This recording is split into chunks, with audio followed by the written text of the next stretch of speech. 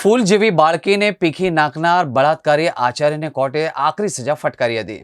વાત છે દાહોદ જિલ્લાના તોરણી પ્રાથમિક શાળામાં ફરજ બજાવતા બળાત્કારી આચાર્ય ગોવિંદ નટની।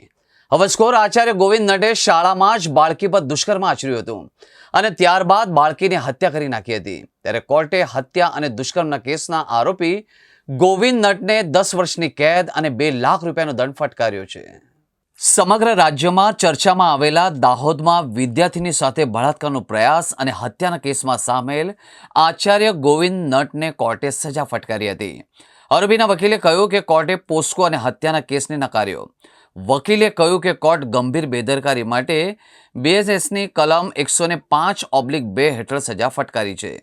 દાહોદના આ ચકચારી કેસમાં પોલીસની તપાસ અને ચાર્જશીટ સામે સવાલો ઉઠી રહ્યા છે। પોલીસની તપાસ અને ચાર્જશીટમાં પોસ્કો અને હત્યાની કલમનો ઉલ્લેખ હોવા છતાં કોર્ટમાં સાબિત ન કરવી શકવાના કારણે આરોપીને ઓછી સજા મળી છે। કોર્ટે આરોપીને ગંભીર બેદરકારીના કારણે 6 વર્ષની બાળકીનું મોત થયું હોવાના મુદ્દે સજા ફટકારી હતી। આ ઘટનામાં પરિવારની ફરિયાદ બાદ પોલીસે તપાસ શરૂ કરી હતી। તપાસમાં સામે આવ્યું કે શાળાના આચાર્ય ગોવિંદ નટે બાળકીની હત્યા કરી હતી। આચાર્ય બાળકીને ગાડીમાં બેસાડી અને તેની સાથે બળાત્કારનો પ્રયાસ કર્યો હતો। બાળકીએ આ દરમિયાન બુમરાણ કરી તો આચાર્ય તેનું ગળું દબાવ્યું, જેથી બાળકીનું મોત થયું હતું।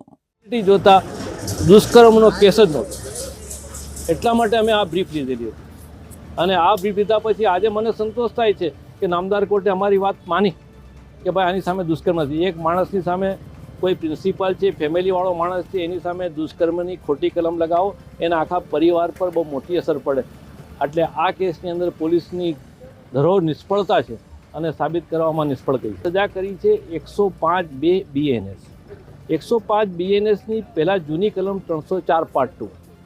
કોઈ માણસને નિષ્કાળજીથી કોઈ મૃત્યુ થઈ જાય તો એ આરોપીને નામદાર કોર્ટ 302માંથી કન્વર્ટ કરીને 304/2 કરતી હતી મુજબ 105/2માં આજે સજા કરી છે, જે સજા 10 વર્ષની વધુમાં વધુ છે, મેક્સિમમ એ કરી છે અને 2 લાખ દંડ કરી છે।